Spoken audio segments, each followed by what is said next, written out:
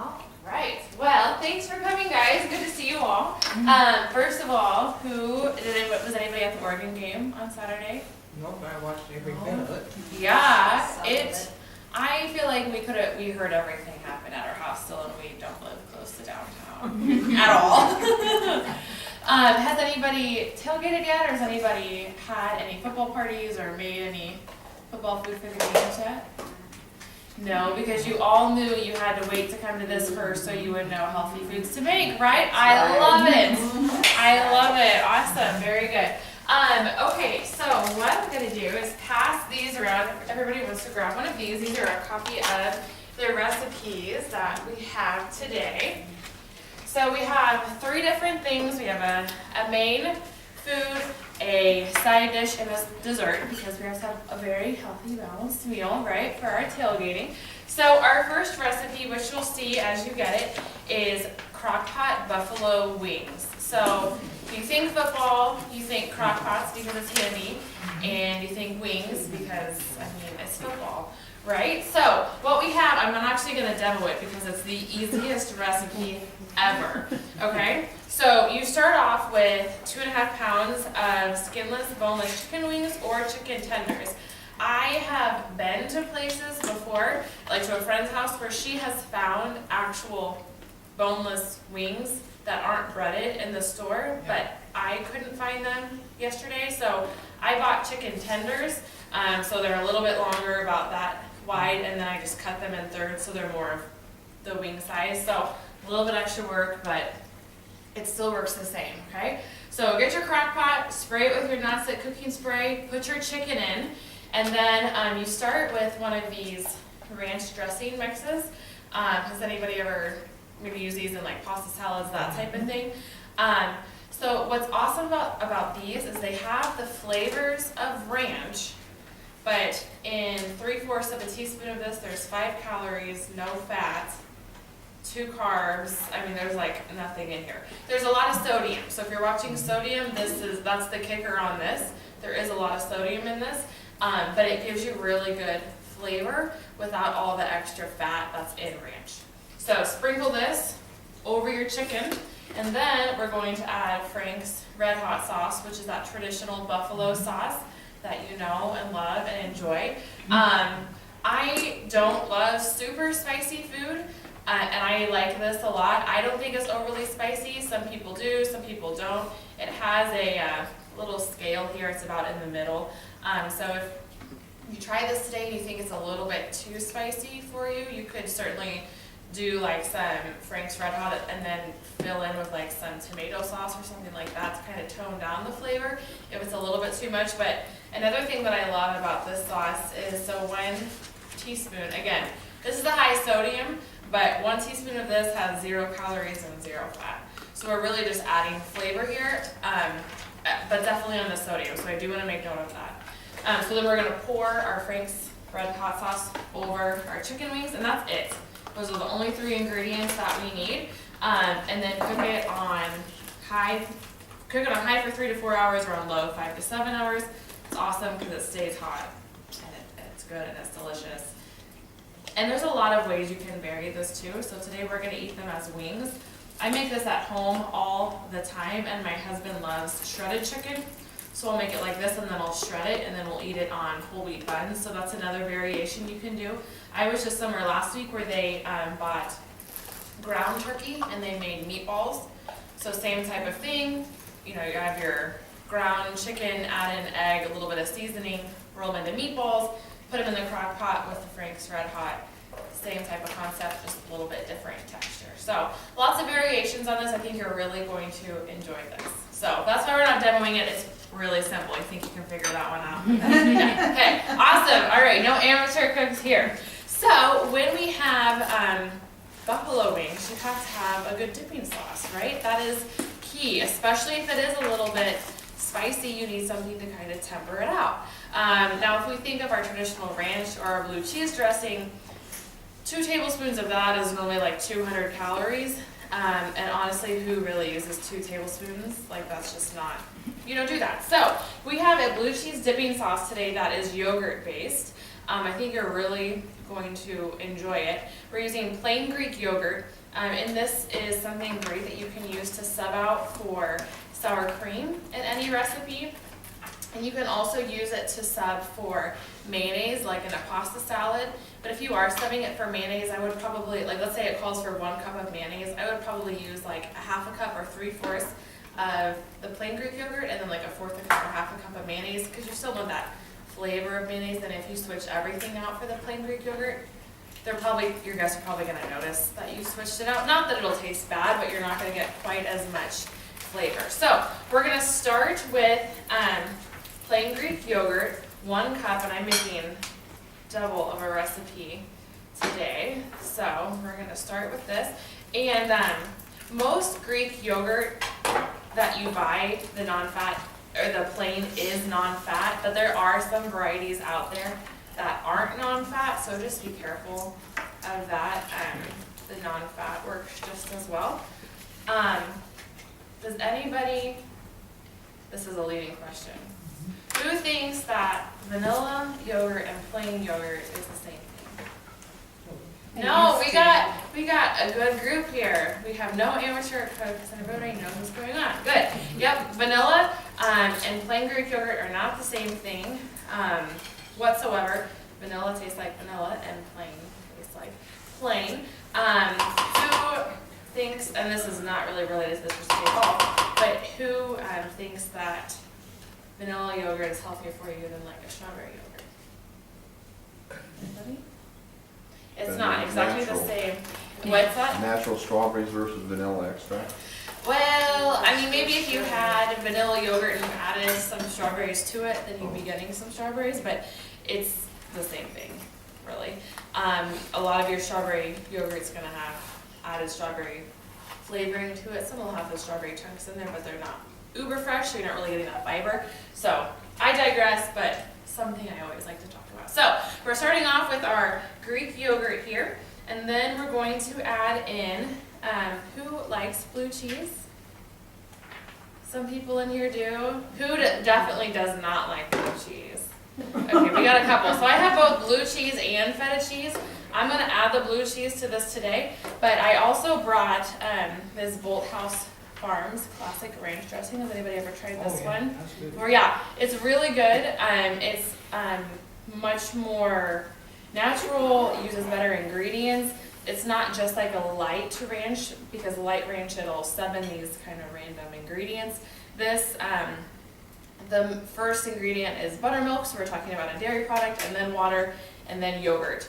So we're looking at just a healthier product all around. So this is a good option if you don't want to make the recipe, or if today you really don't want blue cheese, you can sub this out for it instead.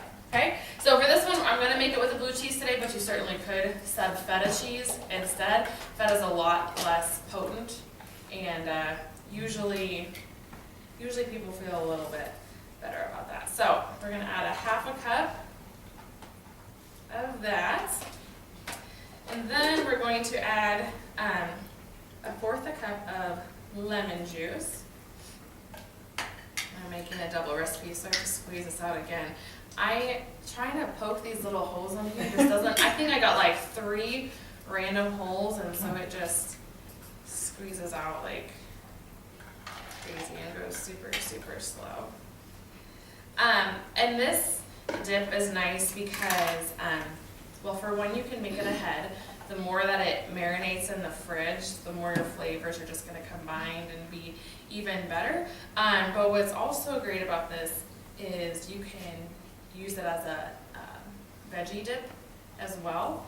So if you were to serve this, if you brought your buffalo chicken and this dip and then some carrots and celery, that goes really well. Or if you just wanted to bring a veggie tray, that also works. Hopefully nobody sound doesn't bother anybody. No, I just have to.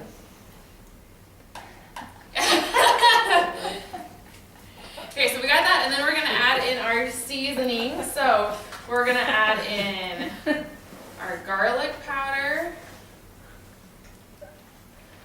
and then we're gonna add in our onion powder.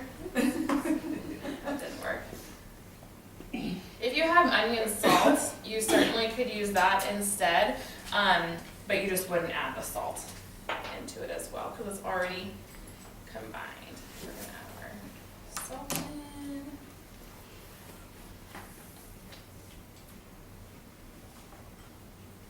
Okay, then we're just gonna give that a good stir, mix that all around, let the flavors marinate. You'll get a sample this here in a little bit, and it'll be good, but it's even better if you let it sit a little bit longer and let those flavors really come together. And if you really don't like blue cheese, I still suggest that you just try it a little bit. I'm not a huge blue cheese fan, but I still like this dip a lot. So just give a little dip and then add this onto it. So then we have our dip here, ready to go with your chicken or with your veggies. Any questions on that recipe? Salt content compared to your cheeses there? So the sodium on this is 128 milligrams of sodium. I don't have a bottle of actual blue cheese in front of me. But if you think about the fat on a fourth of a cup of this, so a fourth of a cup of this is a serving size. Normally 2 tablespoons of dressing is a serving size. So if we split this in half to actually make it comparable to a dressing, then you would have about 30 calories in 2 tablespoons versus 200 calories. You'd have 1 gram of fat as opposed to some of them have like 19 grams of fat. So we've really cut down the fat, and then the protein, you know, we're getting 2 grams of protein in here as opposed to none at all. So definitely some good switches, and I think you'll really enjoy the flavor too. Okay, any other questions on that recipe? No, moving on to the next one. Okay, all right, who likes cottage cheese? Who does not like cottage cheese, the texture? Okay, I got good news for you. This recipe has been tested on people who can't stand cottage cheese and they still like it. Crazy, you just gotta try it. That's what I'm saying, gotta try it. I also have to say, if you, this is something I do actually quite a bit. If you're gonna bring a healthy recipe to a food gathering, don't tell them it's healthy. Just bring it. And then they can tell you how much they like it, and then you tell them it's healthy. Because if you tell them beforehand it's healthy, they're like, oh, well, it doesn't have enough flavor. Oh, yeah, I don't know whatever. And it's like, no, you like it, just cut it. So this recipe, this is a roasted red pepper dip, and cottage cheese is the base of it. But the thing is, we're going to process the cottage cheese a lot of times, and maybe you guys are different, but normally it's the texture of cottage cheese that bothers people, not necessarily the flavor of it. So we're gonna put it in a food processor to process it, so it gets rid of that texture. So we're gonna start off with our cottage cheese. 16 ounces. This one is a little bit bigger, so we won't use quite all of it. And I'm using a low-fat cottage cheese. You know, you certainly could use the full fat. I mean, it would have more flavor to it, but I think that this has plenty of flavor as is.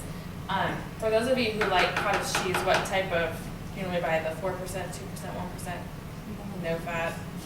Like the one, yeah. I think the 1 and 2% tastes good, and it still has a lot less fat in it. The skim, to me, like, I just can't do it. I love skim milk, but I just can't do it. So that's our base. And then for a really pretty color, Husker red, and for really good flavor, we're going to add roasted red peppers. I don't know if you guys can smell them out here, but I can smell them and they smell really good. So these come in a 12-ounce jar. You actually only need 10 ounces of it. So if you're like me, because I hate having leftovers and I just like to get rid of everything, what I'm going to do is use all of my cottage cheese because it's a little bit more than what it says, and I'm going to use all of my roasted red peppers, and then I'm done, because I'm all about, like, who wants this much of roasted red pepper sauce? What are you going to do with that? Nothing, honestly. So we're going to add these in. I will tell you, I think I walked around Hy-Vee last night like 3 times trying to find these bad boys. I was like, where in the world are they? Is it by the spaghetti? Is it by the beans? Is it by the canned vegetables? I don't remember where it ended up being, but I should have just asked somebody because it was ridiculous. So I suggest asking somebody where they're at. And I think I bought these at other stores before and they were in a different spot there, which is what I think threw me off. But anyway, just ask somebody about that. Okay, we're a little bit out of order here on our recipes, but we're going to add in some olive oil. And I have extra virgin olive oil today, which is really good to use if you're using it in something that you're not baking or not putting in the stove or on the stove. If you are using something on the stove, then you would just want to use olive oil, not the extra virgin, because of the temperature, the heat temperature on it. I'm just gonna add a little bit extra. Okay. Then I'm all about cheating and I'm all about making things easier. Has anybody ever used the garlic stir-in paste before? Oh, yeah. Yes, so this is in the produce section right by the garlic. It's garlic. It comes cold, so it's not like your dried garlic. It still gives you that really good flavor, but it's in a squeeze paste. So instead of getting your clove and trying to chomp it out or using your garlic press and then you have to clean that, nobody wants to do that, last of all on game day, we have a squeeze paste instead. So 1 teaspoon replaces 1 clove. So we're gonna add in just about 1 teaspoon, and just like that, we're done. That's quicker than it is just to get the clove out of the fridge. It's incredible. Then we have fresh basil. Again, I cheated. I bought the can of fresh basil. It also transports a lot easier. So I'm all about that. We're gonna add 2 tablespoons of fresh basil as well. And then we're gonna add in 1/4 teaspoon of salt. And then that was 1/2 teaspoon of salt and salt. There we go. Okay, now what we're gonna do is we're going to blend this up. Okay. Does anybody own a food processor at home? Okay, so everybody's going over Belinda's house every day. Okay. So I'm going to go back here and blend this up. Right back here. You could certainly do it in a blender instead. The thing about a blender is it's tall as opposed to wide. So if you do it in a blender, it'll probably take a little bit longer, and you might have to do it in smaller portions so you have more closer down to the blade. It would work, it just would not be quite as handy, but don't let that be your reason to not make this. Like I said, really quite easy and quite delicious too. So we're gonna let this go. And we're gonna keep going until the cottage cheese gets golden down.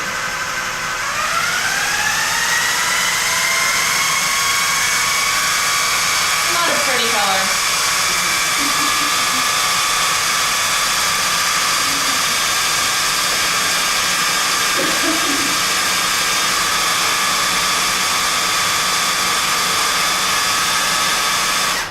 Okay, and just like that, we have our dip done. And it's nice and pretty too, right? Mm-hmm. And super simple. I mean, how long did that take? 5 minutes? And you buy these and then you gotta throw these away. That's the best part. You can just get rid of it right away, right? Okay, so then with this, I got some pita chips for it to go with. A good solid crunch is always good. You certainly could use this as a veggie dip as well too, or just put both in. If you're feeling really adventurous, you could make your own pita chips. It's very simple. You buy pita pockets, slice them up into little triangles. I use my cooking spray, spray that over them, and sprinkle some garlic powder and salt on them, and then stick them in the oven for like 5 to 10 minutes at 400. They're delicious. But we're all about easy today, so we got these to go with them. Any questions on this recipe? You guys are like, let's just move to dessert. It's time to move to dessert. Okay, so what we have for dessert is a brownie batter hummus. Has anybody ever had brownie batter hummus or any type of dessert hummus before? Okay, so this is one where I absolutely Actually, what I wanted to do today was make you eat this before you knew what it was, to get your honest thoughts on it, because again, a lot of times, when people have this, if they know that it's a hummus to be beforehand, then they're like, oh, well, no, I don't like it, it tastes like this, but if they don't know about it, then they think, oh, this is delicious. So, blind taste test, try it on your family, see what they think. So, this is a brownie batter hummus, so we're using black beans as our base. There's also, these kind of blew up on Pinterest about a year or so ago. I don't know if you've seen them around. There's also, there's like snickerdoodle hummuses, which you would use with chickpeas. There's cookie dough hummus, which you'd like add chocolate chips in with. All really good, but the idea is that you're, getting rid of a lot of the carbs from all the flour. You're adding in protein and you're adding in fiber and good fats. And you still get a really thick, hearty texture to it. So, imagine you are using your food processor or your blender or a chopper again, okay? This is one that you need something with a good blade or like a Ninja on it, because you have to get your beans into really thin consistency so they don't seem like beans. This recipe, if you didn't mind the chunks, you could, kind of get away with just stirring it really vigorously. This one you're definitely gonna need a good blade with it, okay? So imagine this is my food processor, okay? So we're gonna add in a whole can of beans. I'm just gonna use a portion of this today. So we're gonna add in our beans, which are rinsed and drained. A lot of them come in a sauce, which is more like that black bean sauce. Especially for this, we wanna get rid of all of that flavor and just have the beans, okay? Start with our beans, and then we're going to add in your choice of nut butter. On the recipe, I have cashew butter. Has anybody ever had cashew butter or bought it before? It's definitely more expensive of the nut butters that are out there. Peanut butter's on the low end. Cashew butter is quite expensive. I got almond butter today. It gives a nice, good flavor, and it's not overly peanutty. You definitely could use peanut butter, but it would be more like a peanut butter brownie hummus, so not that it would be bad, but it wouldn't be that traditional brownie taste. This one gives good thickness, good flavor, but isn't overly nutty. So we're gonna add in that, and then we have our cocoa powder. Need to steal a spoon down here. That we're gonna add in to get a good chocolatey flavor in here. This stuff always just seems to like poof everywhere and make your whole kitchen messy. Maybe that's a me problem, but it just always seems to happen. So we're gonna add in our cocoa powder. And then to sweeten it up, you can either use a half a cup of sugar, which is a decent amount, but this is dessert, so we have to make it taste good. Or what you can do, has anybody ever baked with Truvia baking blend? It's basically half stevia, or it's 3/4 stevia and a fourth of sugar. And it blends it together. You could make your own. But the thing is that stevia is so much sweeter than sugar. So you use, say you have a cup worth of sugar that you need. It's subbing in stevia for some of that sugar while also keeping in some of the sugar as well, so it keeps that flavor of sugar in there. Sometimes people's complaints about stevia is that it leaves an aftertaste in their mouth or they don't really like it. So the baking blend is nice because it pairs the two together. I couldn't find that baking blend last night in the store, so I bought this one instead. Same concept, and it gives you substitutes on the back. So for this specific one, it says instead of using 1/3 cup of sugar, you're supposed to use a 1/3 cup of this. So use less of this because it's so much sweeter. So that's what we're using in ours today. It gives it really, really good sweetness. You can be the judge of it though, for sure. And I think that this bag was, like $6 or $7, so more than regular sugar, but you also use less of it, and it's also giving you a healthier product. So in my mind, it's something that's worth the investment on. So we'll add that in, and then just a little bit of vanilla too for some extra flavoring. Add that in. Then you turn on your food processor. This one you're gonna have to let go a little bit longer because you want those black beans to really get mixed up. What I did when I made mine was I first just added my black beans to my food processor, let them go for a while, and then I added the rest of the ingredients. You certainly could do them all at a time, but I just really didn't want any black bean chunks in there, so I really process it. When you're done, then it comes out looking like this. So a definitely brownie batter consistency texture. And then you can serve it with, I have some graham crackers and some apple slices. You could do fruit, you could really do anything that you wanted. If you wanted to spice this up even more, you could add like some little mini chocolate chips on it too, just to make it a little bit more decadent and a little bit more fun. Okay? Any questions on that hummus dip? You all ready to try it? Yeah. Okay, very good. Well, come on up then. We have a little bit of things to get set here, but we'll get going on this.